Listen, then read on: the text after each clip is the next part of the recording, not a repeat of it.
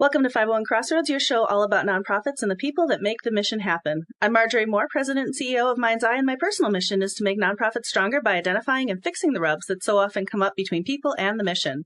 My fabulous co-host, the nonprofit ninja Natalie Jablonski, is here. That's right, specializing in helping nonprofits maximize their time, talent, and resources to achieve organizational greatness. Hey, Natalie. Hey, Marjorie, what do you know today? I know all things. You know what I know? What do you know? It's one of my favorite times Is because it? It's a wine on one. Clink. Ooh, you almost broke my glass. I'm sorry.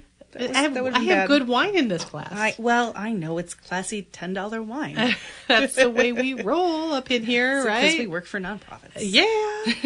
And I love working for a nonprofit, but I tell you, there are a lot of people who are interviewing for nonprofits that could use a few tips. Oh, my goodness, yes.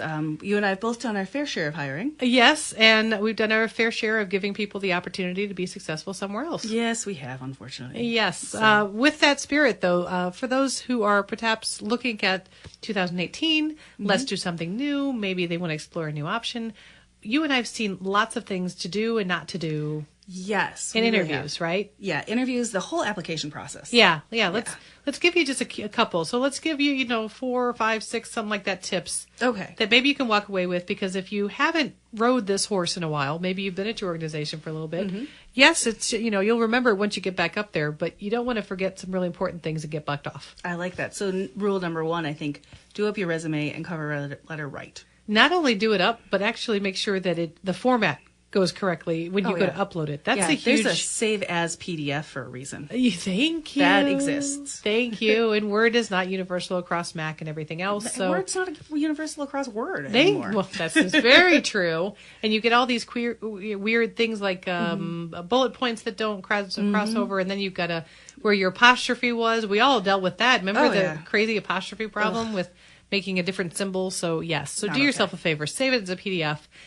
And cover letter. Personalize your cover letter. The whole thing, really. Like, who are you applying to? Like, let's do some work here. So if I am reviewing applicants on our website that have applied through us through like Indeed.com or ZipRecruiter, one of those kind of companies, if they do not have a cover letter, I will not look at their resume. I think that's fair. I feel if you can't invest 30 seconds, which is all you really need to type out and say, to whom it may concern, I'm applying to your position because the sky is blue. I look forward to meeting you. If you can't put at least that much into it, like, I don't deserve to have to read your resume. I don't care how talented you are. Well, and I think that the cover letter is a way to show in paragraph form as to what your skills are. Right. Because it is hard to like bullet point all of your skills. It is hard to show me that you are a good writer without writing. Oh, yeah. So, so I think that's crazy. If you're a development director or if you're a marketing person and you're really in those positions, if you're not putting in cover letters, like, stop. Just, show me you can write, because that's like the number one most important things I'm looking for in those jobs, other than can you talk to people? Well, and that'll be evident in the actual interview itself. Exactly. So I'll figure those things out. So speaking of which, rule number 1 on an interview, be early. Be early. Be early.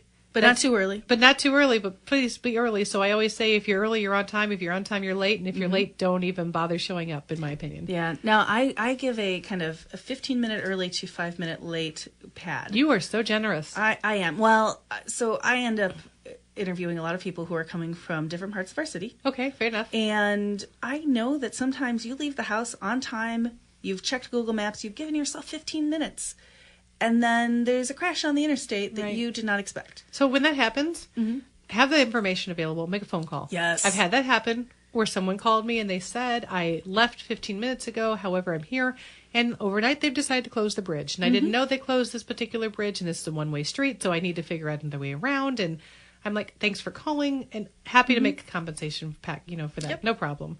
But yeah, I think that's really important. Remember, you can be too early, but that doesn't mean you can't wait. You are, your time is not more valuable than the person you're interviewing with. And so if you get there and you're like, wow, I made great time and underestimated that whole trip. So now I'm here 15 minutes earlier than I really need to be. So now 30 minutes early. Find a Starbucks, find a McDonald's, find a parking lot that's safe, and hang out for a little bit, and then roll up a few minutes later. That's my tip. Exactly. Yeah, you're sitting in your car for a reason, and if you're taking public transportation, just hang out. You don't have to go inside the second you get there, but Absolutely. be ready to go. So and be prepared. I think I see people who come in who don't have a copy of the resume with them, don't have references with them, and yes, should they tell you, please bring 3 copies because people will be interviewing you, or please bring references? They should, but it's not their responsibility to ensure you're prepared. So be prepared for anything. Yeah, and actually, I might argue the resume point anymore because I kind of feel like as an employer, like you should have a copy of that. You should have given a copy of that to people already. Like You should have it in advance. That's personally me to employers. That's for another show. Right. Well, that's true. Maybe we'll have another show about that. That'd be good. What about in the interview itself? Is there anything that just like one thing that you think people could do better? So I think it just overall thoroughly answer the question you are asked.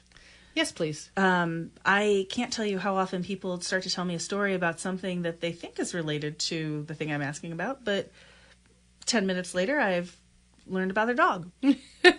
Remember when we were going through school and they were teaching you how to write an essay, and they would say, "Tell them what you're going to tell them, then tell them, and then tell them what you told them." The same should be applied for so many other things in life, including an interview. So if they ask you a question about, tell me about a time when you had to make a big decision, what decision plans did you make, etc., you should tell them what you're going to tell them and say, well, there was this time where I worked at this place and we had this big decision to make.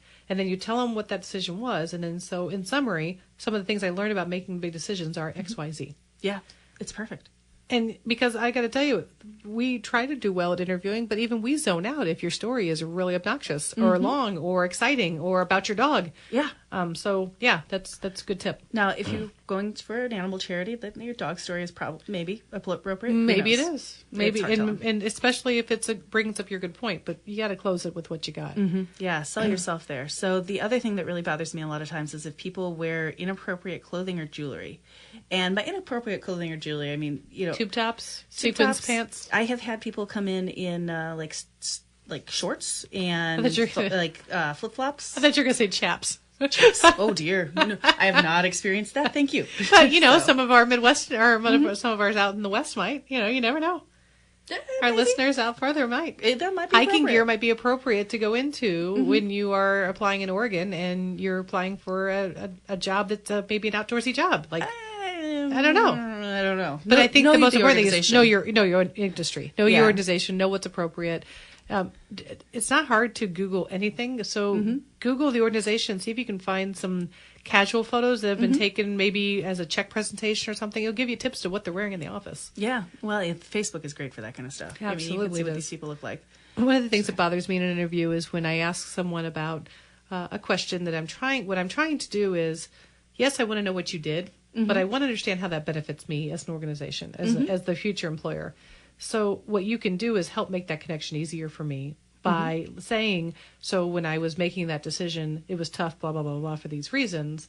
One of the reasons I think it's important for me to say that is because I know your organization does this. And so what those skills I'd be bringing to you would be X, Y, and Z. So you're tying the bow. So you can do that in the cover letter, but you can also do that in the interview. And I think that's really important. That is huge. Now, it comes to the time when you either get the job or you don't. Yes.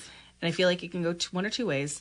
When you are offered the job, yay, I think that it's really nice if you respond in a timely manner. What's your version of a timely manner? So I feel like you need to pick up the phone and ask for more time if you need more time. Fair. Like within a day. Fair. Like let's talk about that. If you're getting interviewed for like a big job, like a CEO level, any C-level thing, 7 days, you might have to think about that. There's going to be some negotiations. Things are going to happen. I'm going to be honest. If you are applying for any job that's coordinator or assistant Specialist. Or anything like that. Yeah. You better turn your answer around fast because there's a lot of people waiting for that job. Right. So, Which brings me to a great point is I drives me crazy when I get to the end of an interview and I ask an applicant, do you have any questions? And they say, no. Because, or my favorite, I had some, but you answered all of them. Biggest cop out on the planet. Yeah. So have all your questions ready to go. And then if even the ones that are not applicable at that time, they're more applicable upon offer. Because then when the offer happens, for those special, you can ask those questions right away, or you have those follow-up questions. But don't leave. Have a question. Even if it's just you want to know more about, you saw something on their Facebook page about a check request they recently got, and you were, how did that happen? I wanted to know more about how that process works. This is a way for you to show yourself off. Right. So your questions should be something pertinent and timely. So ask questions and make sure you're able to follow up timely with an offer. Now, the other thing that I will say, if unfortunately you did not get the job, which most candidates will not get the job, and know that 90% of the time it's not about you. You're right. It's not. Really just not. You can ask for feedback, and you might get the dreaded, we went with a candidate who was more qualified. And that is the honest truth. Yeah. And sometimes people just fit differently. Yeah. You'll interview an applicant, and you'll have two applicants that on paper and in person, both equally qualified, and if they had to, they could do the job. But when you start looking at the mix of people who you did not meet in that interview that day, people you'd be working with, they kind of know what kind of person they're looking for to be able to bring out the best in that team. And that doesn't mean that you're not the best. It means you're not the best for that team. Exactly. And you don't want to be in a place where you're not going to get along with your coworkers. No. That's not good. That's a whole nother one-on-one. Yeah. I've nixed people from consideration because I've gone, oh my God, I'm just starting to see this interaction going, nope, that's not going to work.